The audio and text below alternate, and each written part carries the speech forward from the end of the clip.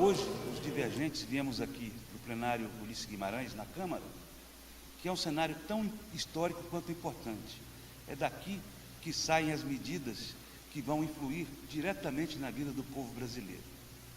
Mas o que é interessante, tem acontecido tanta coisa nos últimos tempos, que a gente se perde no próprio tempo. Eu estava ontem escrevendo um comentário sobre o governo Michel Temer, e ao invés de colocar 20 dias, coloquei 50. A Helena e o Andrei me ligaram na hora: você está ficando louco. Então, eu queria saber de vocês, o que vocês acham desse brevíssimo 20 passado? dias que parecem 20 meses, né? Pareceram pelo menos 50 dias. Você estava certo no tempo psicológico, que nem sempre acompanha o tempo cronológico. Qual é o balanço que você faz Olha só, desses?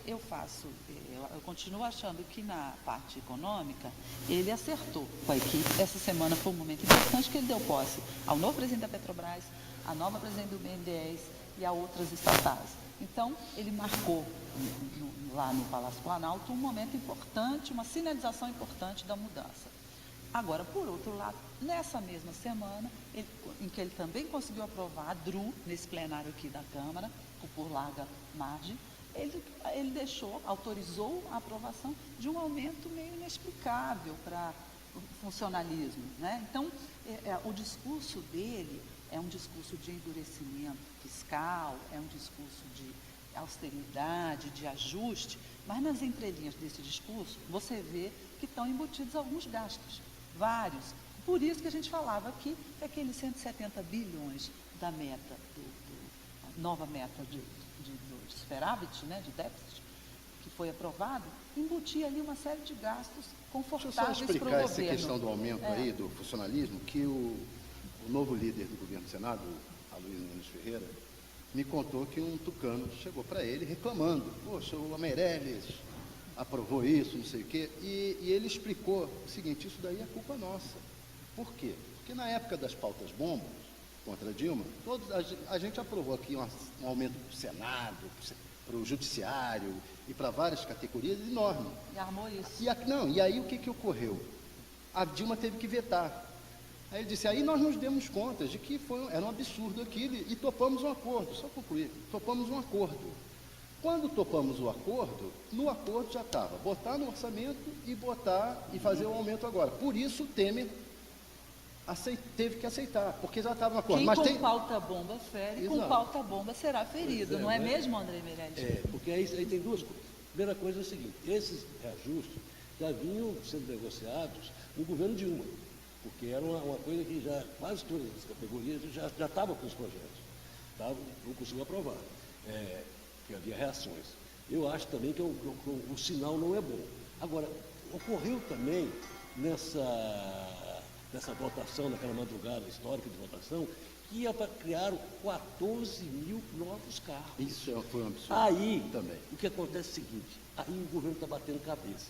O líder do PMDB aqui na Câmara, o Baleia Rossi, disse o seguinte: não, isso aí nós não percebemos, foi jabuti, sabe, aquela coisa. Engraçado, aí veio o Ministério do Planejamento. De votar sem ler, né? Aí veio o Ministério do Planejamento e solta uma nota.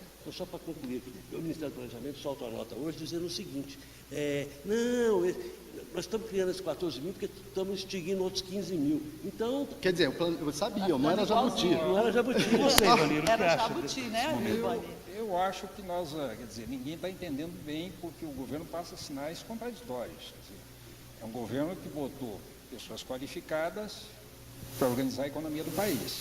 Ninguém imaginava, os funcionários públicos, que haveria aumento, mas não é só o governo, é aumento do funcionário público. O governo abriu os cofres para o Ministério da Educação, mais 4 bilhões, para vários Vai abrir ministérios para os governadores, que vão vir semana que vai vem. abrir para os governadores. Então, o que eu acho é que esse governo Temer está fazendo uma política econômica transitória.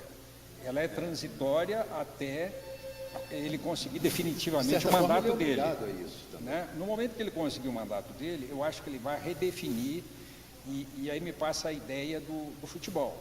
Quer dizer, ele montou uma equipe com uma grande defesa, só que ele botou a defesa dele para trabalhar no ataque, jogando para a torcida. E está levando gol. E no segundo tempo do jogo, eu acho que ele vai trazer esses craques todos para a defesa, para organizar o time econômico. Olha, Ivani, esse que é o problema, né? Porque com isso tudo, essa confusão toda, ele está sofrendo desgastes. E até a vitória no Senado, que era algo assim incontestável, essa semana começaram a aparecer alguns senadores, né, Thales, você mesmo conversou com alguns, que já estão dizendo que não sabem bem se vão votar. Exatamente, já enfim, não dá para a gente prever, a possibilidade é muito remota. Porém, isso aí abala politicamente. Pois é, isso tem me chamado muita atenção, porque todos os jornais que a gente lê, pelo menos nessa última semana, eles abordam essa questão, né, dessa possível ameaça do futuro do governo Temer. Aliás, muita gente, até em tom de brincadeira ou não, chama de o brevíssimo governo Temer. Tem um grupo de senadores aí que claramente está se fazendo ali de fiel da balança, de difícil. Vamos ver, eu acho que só o tempo mostrará. Como tem outros que vão votar que não votaram outra vez, tipo Eduardo Braga, tipo Jader Barbalho, o suplente do João, o suplente do Delcídio. Então, e como tem gente vendendo dificuldade para criar facilidade. Só tem gente querendo agrado. Querendo agrado. Essas coisas não se definem no varejinho do voto a voto. Fulaninho para cá, dois para lá, dois para cá. Essas coisas se definem no atacado político. Se o Temer der sinais de que terá condição de melhorar a economia, essa preocupação não vai mais Agora, eu queria existir. falar sobre o que o Ivanir falou, Senão, que o Ivanir colocou essa questão de possível mudança depois. Isso tudo cria uma expectativa, cria uma brigalhada interna grande. Você vê, por exemplo, o Jucá não está deixando preencher a vaga do Ministério do Planejamento. Isso, ele está ocupando, dividindo o espaço ali com o ministro da Fazenda. Mandando, ele não está deixando preencher, porque se depois eu posso ficar voltar. O Diogo lá, O Diogo é do governo. O Diogo é mais E o Meirelles está começando a sentir as pessoas em cima dele. O próximo passo do Meirelles vai ser botar a faca no pescoço. Me chamou a atenção de um aspecto, me chamou a atenção um aspecto da equipe que estão nas estatais, Pedro Parente, Maria Silvia, o Paulo Rabelo de Castro. São quadros da melhor qualidade da administração pública, e são formuladores de política econômica. São reservas para o Meirelles. São reservas para o Meirelles. Quer dizer, o Meirelles nota isso, né? Eles são reservas. O Temer fez questão de falar isso. Ele gosta Minha de equipe trabalhar econômica. com essas pessoas. Eu acho que, saindo um pouco da nossa equipe econômica, pensando em termos de futuro, tem uma variável aí, que é uma grande variável, talvez a principal variável da política brasileira, que é a Operação Lava Jato. O que se diz que vem aí, a expectativa que vem aí, vai criar uma confusão aqui nessa Câmara muito grande, no plenário, depois no outro tapete lá no Senado muito grande, e grandes também no Palácio Planalto. E aí se... Pode não sobrar ninguém, né? Pelo que a gente anda vendo por aí, depois que tiver a delação das empreiteiras, e mais com essas todas e agora que ainda estão tem sendo gente falando agora, da Dilma também, quer dizer, vai misturar tudo. Pode não sobrar ninguém para contar a história. Mas um outro ponto que me chamou muita Como você atenção... escreveu, está todo mundo nu, né? Tá todo mundo É essa notícia que nós estamos dando hoje lá no nosso site, que é a viagem do presidente Temer ao Uruguai. E aí surge um problema que é novo e é mais um enigma. Quem é que fica no Palácio do Planalto? Exatamente. O Valdir Maranhão vai ser uma beleza.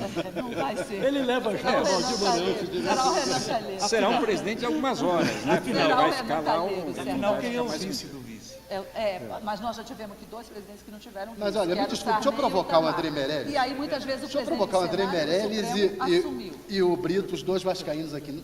Já que o Vasco está tão forte, a República dos Vices, né? Todo mundo é vice. Vice-presidente da República, vice-presidente da Câmara. Essa viagem do Itamar. O vice-técnico lá assumiu no lugar do Muricy e ganhou todos. É verdade. O Guerreiro, que era o Essa viagem do Itamar, saiu. Ela é emblemática, porque ele vai à reunião... Não, Itamar. Do Michel. Essa reunião do Michel Temer, Viajou ao passado.